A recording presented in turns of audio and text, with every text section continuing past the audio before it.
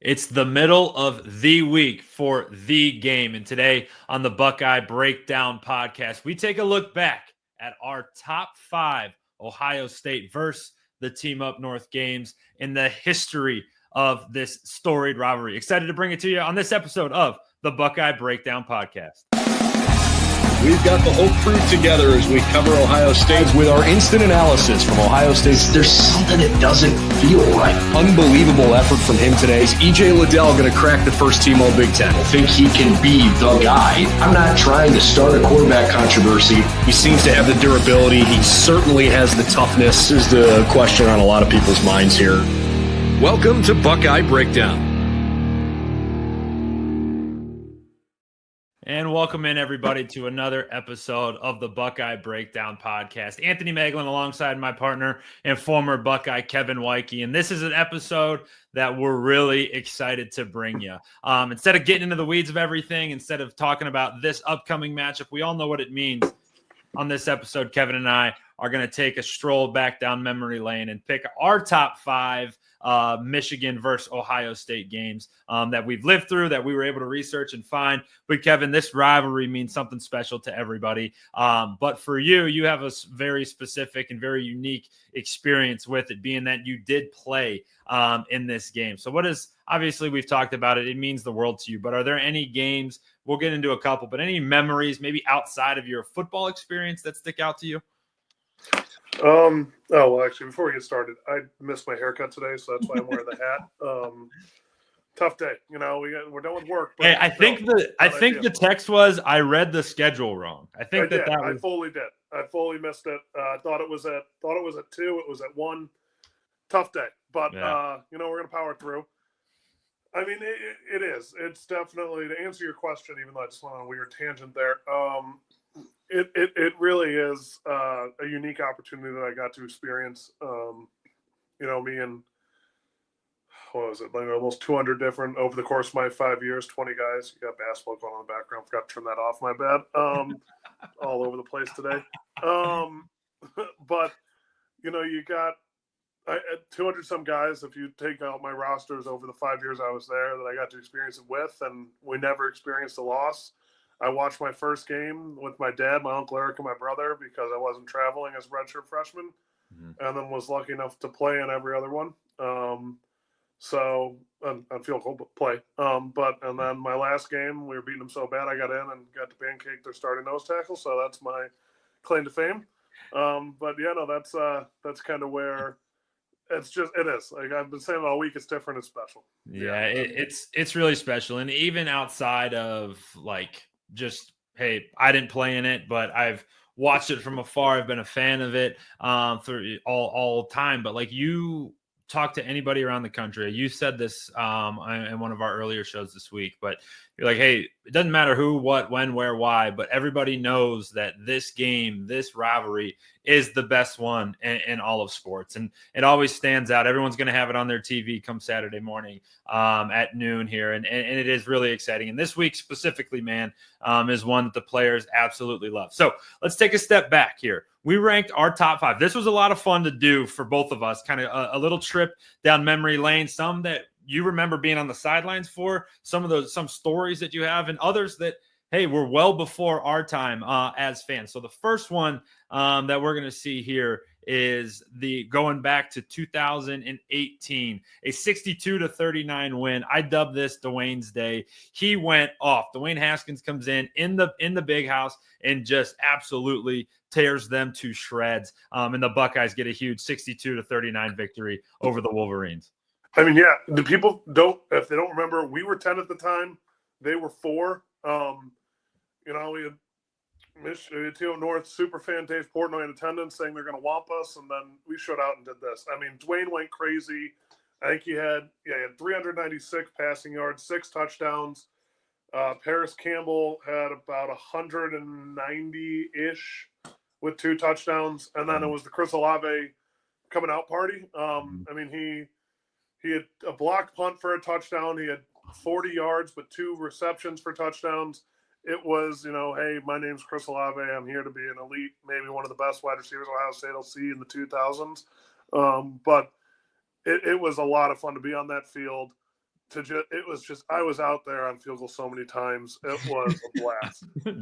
That is a awesome. It wasn't a shot, but that's an awesome, subtle little shot by you. I was out on field goals so many times. 62 points is nuts. I remember where I was for this one. I was looking at the score. I'll never forget this. This would have been in my senior year playing football, and I remember it was after our final game, and I had just played my worst game that I've ever played ever, and it was our first round of the playoffs. And I remember getting into the press conference afterwards and looking up at the TV and being like, holy cow. I didn't say cow, but I was like, holy cow, Ohio State is thumping these boys. And I remember I was a big fan of Paris Campbell. He's obviously great from our era, and he went crazy, 196 yards. And they were just sending him on like these like crossers, and Dwayne was just dropping that thing down to him. And it was a track meet. He would turn the corner like he was running a 200-meter dash, man, and he was up the sidelines, and nobody could touch him. It was so cool. No, it was fun. It was wild. I mean, one of those was like a 60-plus yard touch pass. Mm-hmm. They just tapped to him. They went up the sideline. I mean, we were bowling them up and down the field. This is when Ed Warner was on the team up north, and we were yelling in his face. We had Sean Wade yelling in his face. It was fun. It was a good game. Unbelievable game, and it was one that obviously sits in the minds of Buckeye fans when they talk about some of the dominant performances that Ohio State has put over the team up north. All right, stepping back a little bit, we go back in the time machine, back to 1968. This one, not a close game at all. Another drubbing, and a drubbing in different fashion. This goes back to the Woody Hayes era, where the Buckeyes take down the team up north 50-14 in a game that, a direct quote from head coach Woody Hayes, this was the best, and I quote, the best victory we ever had. This is a good football team, and we played a good football team, is what he said. Going back that far, man, I believe this was the game that sent Michigan kind of into spirals, and they had to bring in Bo Schembechler after this one. Yeah, I mean, we rushed for 420 yards against them, which is almost unheard of. I mean, it was just a smothering. I think it was 21-14 at half, and then Team at North didn't score again for the rest of the game. I mean, yeah. And this was it. The AD fired. I think it was it Bump Elliott, and then brought in Bo Schembechler the next year with the infamous "If you stay, you will be champions." And then it started the 10-year war between him and Woody, and it was a battle, and it was awesome to kind of go back, and we used to have those playing throughout the facility. All those games playing all the way back. But no, it was definitely one of those games from early on, well before I was born. I think my dad was 4 at the time, maybe 6. But it's crazy that, 420 rushing yards. I don't know how you do that. I really don't. And this is a pick from the game, at least from the article that I was able to find in this one. They said that it was 85,000 fans in Ohio Stadium, and you can see it there. Obviously, the stadium's grown since then, but a pretty cool picture. Look at those beautiful Buckeye uniforms, the scarlet, the gray. Taking that, this is an awesome picture from that game. And according to Coach, it was the best game, the best victory ever. As you got a little sneak peek there. Don't rewind and spoil this for us. So on that, we'll go to victory number 3. This goes back to 2013. And this one, a massive win, Kevin, 42-41. And Tyvis Powell was the hero on that day as he intercepted a 2-point conversion that would have given Michigan, or the team up north, I'm trying to get better, the team up north, the victory. No, yeah, it was. I remember the tagline is "Tyvis Powell saves the season." We used to hear that over and over and over again on the highlight tape. Yeah, I mean, one team could pass. Team at North had 451 passing yards, and then the other one could run, and we had 393 rushing yards. It was Carlos Hyde with 226, Braxton Miller with 153. Two of those, he was accounted for 5 touchdowns. 3 rushing, 2 passing, and then, they drove down the field at the end and they scored. And the age-old thing: do you take it to overtime, kick field goal, or do you go for 2 and win the game? And they gambled and went for 2, and it ended up costing them. Yeah, and an awesome game too. I mean, Ohio State goes into the fourth quarter with a 35-21 lead, and obviously they lose that fourth quarter, 20-7, and made it a game that it really shouldn't have been. But Ohio State was ranked number 3 at the time, and they were holding on to an undefeated record, while Michigan was 7-4 going into that game. A very similar feel to what we're going to have on Saturday. That was what we talk about. Don't throw those records out, man, because anything can happen. But Tyvis Powell saves the day in 2013. All right, here we go. I'm all backwards here. I keep clicking the wrong ones. All right, 2016. This was a special one. This was Curtis Samuel in double overtime, walking it off for the Buckeyes after what's called the spot, but it doesn't matter. He did get the first down. He is JT Barrett, and Curtis Samuel walks that thing off with a 15-yard touchdown. Yeah, I mean, it was a defensive game. There was only 343 total yards of offense between both teams, which is very, very low. JT, as someone who was standing there and peering around I was on the field looking around the first down marker. He did get it. Harbaugh was freaking out, but he was on the complete other side and had a sea of people he had to see through. Mm-hmm. And then the very next play, Curtis takes it, and there's not a whole lot to talk about other than those two plays. There was a couple sacks. There was a couple big plays where Raekwon McMillan, if I remember correctly, tipped it up, and I want to say Malik Hooker intercepted it, maybe took it back, or at least close. And it was a fun game. But then it was the loudest I've ever heard. When Curtis Samuel scored that touchdown, it was the loudest I've ever heard Ohio Stadium. I think it was as packed as it could be. It was what were we ranked? We were ranked number 2. We were 10-1, and they were number 3. Yep. So basically, winner goes. Yep. So I mean it was a lot of fun. Be on the field, everyone rushing it. That was when Jabril Peppers famously hit or spit in someone's face. I don't remember which one it was. I knew it ended in IT. And it was a lot of fun. Had a blast. Got to see my family out on the field. I think it was our Christmas card photo that year. It was a lot of fun. That is amazing. And your memory does serve you correctly. Malik Hooker, a 16-yard interception of return for a touchdown to give the Buckeyes a 7-3 lead. But the Buckeyes had to fight back. They trailed 17-7 midway through the third quarter, but clawed their way back and trailed 27-14. 27-24 that was into overtime here. So just had to work their way back and do so, and it ended up being an all-time instant classic. All right, the final game, the number 1 ranked game on our Buckeye breakdown, top five of Ohio State versus the team up north games, 2006, 42-39, in a game that has been dubbed the game of the century. Troy Smith versus Chad Henne. The stats in that one, Kevin, are hilarious to look at. Troy Smith was as hot as he could be. Chad Henne also threw it around, and it was one of the coolest games, not only in this rivalry, but in the history of college football. Oh, yeah. I mean, and it was also, if you don't want to talk about it, the running backs played phenomenal in that game, too. Mm-hmm. I mean, Mike Hart had 142 rushing yards and 3 TDs, and Antonio Pittman had 140 rushing yards and 1 TD. I mean, granted, I want to put a little disclaimer in here. We are on the younger side of the generations when it comes to thinking about this game, so we might have been a little bit biased towards stuff we actually remember seeing, with the exception number 4. Yeah.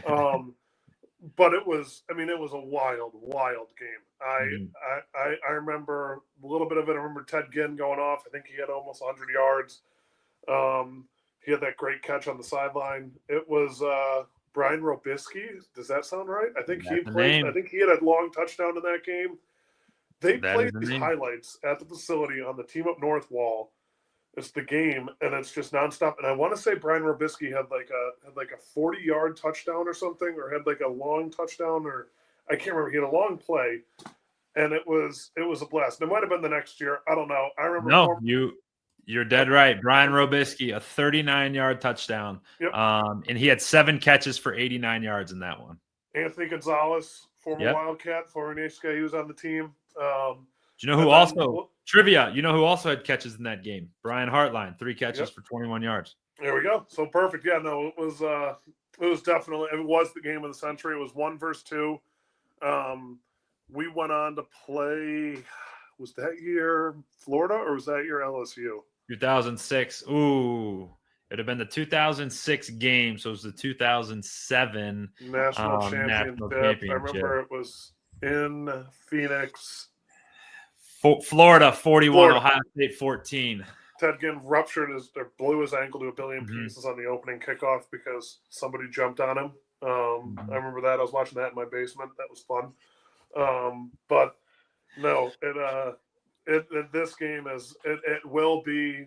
I mean, that game in 2016 was crazy, but I mean, this was the number 1 versus number 2. This was the perennial best versus the perennial best. Mm-hmm. And then we ended up coming out with a close victory. I think they outscored us in the third and fourth quarter, but we still were able to take home the victory.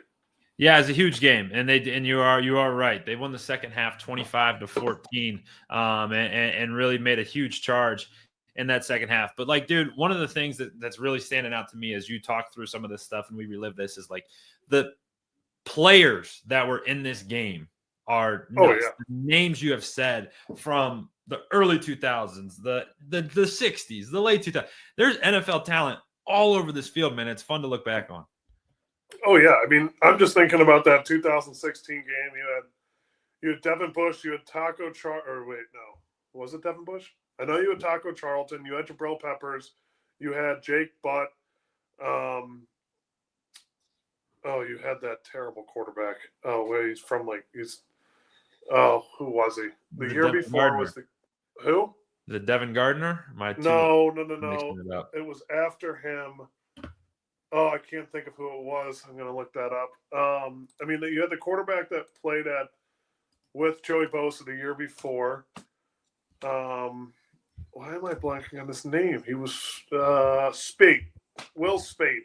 Oh, and there was him. There was they kind of have had a tough go of quarterbacks until JJ McCarthy came through. But it's just been it was unreal. I mean, the talent that's been on our sideline and their sideline. I hate to give them credit. I mean, you got Mo Hurst playing for the Browns. You got Rashawn Gary, who I played in high school, and then again, he's playing for the Packers. He's playing well. People that I grew up watching, Jake Ryan was a linebacker for Team Up North. Who else? The Massey brothers. I'm just naming Nature's people now. Yeah, you're mixing it up. You got the wrong blue and yellow in your mind right now. No, those guys are all went to Ignatius and they wore blue and yellow both times. Yeah. The Massey brothers. You got Scott McVay, who came into Ohio State as a big guy, got hurt a little bit early in his career. Same thing with Blake Thomas. It's been a whirlwind of players that have come through both these programs and have been done. I mean, look at the greatest player of all time played in this game. Yeah. So it's just crazy. It's really amazing, and it's really cool to look back on. Really cool to watch, and it gets you really fired up for what's to come on Saturday afternoon. So we appreciate you hanging out with us tonight and walking through this with us. I know everyone's getting excited for a little Thanksgiving action. If you got parties tonight, you got Friendsgivings, but you got a big family day tomorrow. But we will be back with you tomorrow. We have a show coming your way tomorrow morning. Get you more of a preview episode, more of our typical preview episode where we're going to look at what this iteration of the Team Up North brings to the table. And spoiler alert, it's not much. And we all know that. But a huge opportunity Saturday. We're going to have content for you throughout the rest of the week. And then we'll be loaded up on Saturday afternoon, both pregame and postgame here. So hit that subscribe button, be alerted anytime that we bring you anything at all. And then for all of our written content, head over to our site, si.com/college/Ohio State for all things Buckeyes, whether it's football, basketball, soccer, anything, we got you covered over on our site. But hope you enjoyed our trip down memory lane. Kevin, get us out of here with something. No, I just got one thing to say. If you have a Friendsgiving the day before Thanksgiving, disavow. That's the worst thing you could do. You need new friends. Nope. That out on that 110%. I think that's a terrible idea. But I heard you say it and I had to point it out. Also not a turkey trot guy. If you turkey trot, I don't think we'd be good friends. I don't mean to be disrespectful, but I don't think anybody had you as a turkey trot kind of a guy. No. And I couldn't be more vocal about my anti-turkey trot mentality. I love it. Well, I hope everybody it's awesome. I hope everybody and we hope everybody has an amazing Thanksgiving. Share the time with the family, and then when you're traveling around, pop us onto the mic and we'll get you set for Saturday. So for my partner, Kevin Woidke, I'm Anthony Moeglin. Thanks for hanging out with us on another episode of the Buckeye Breakdown Podcast.